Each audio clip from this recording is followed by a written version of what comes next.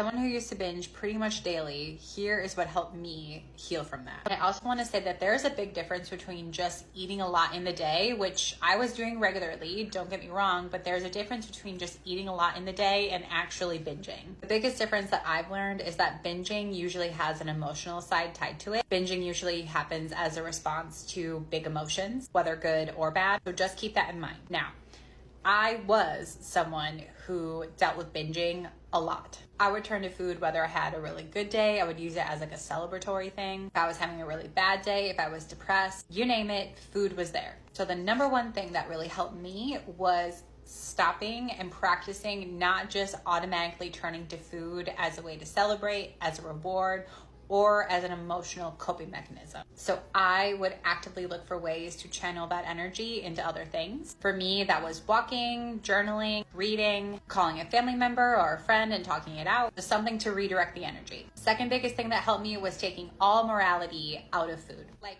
so many of us, I was taught that certain foods were good and certain food was bad, which just puts you into this really negative mindset around a lot of food. But in reality, all foods serve a purpose. All foods can fit in a healthy and balanced lifestyle, and that was key to me being successful and getting over binging. So when it came to weight loss, I took a very non-restrictive approach. I really tried to incorporate all foods in my diet and realized that like if I wanted ice cream, I could fit ice cream into my day. If I wanted pizza, I could fit pizza into my day. There was a point in the pandemic where I was literally ordering a whole pizza for myself once a week. I would have that for dinner, a whole pizza, and I would just make it work because you can do that. Now, I'm not saying you have to do that or that you should do that, but again, it was something that worked for me. I also ditched the whole cheat day or cheat meal mentality because cheating implies that you're doing something wrong, and you're not doing anything wrong by enjoying your favorite foods. And truly, I believe that the more that you practice incorporating all foods, recognizing that there is no good and bad food, fitting in your favorite foods into your life, the less of a hold that they have on you. There's a reason that I can have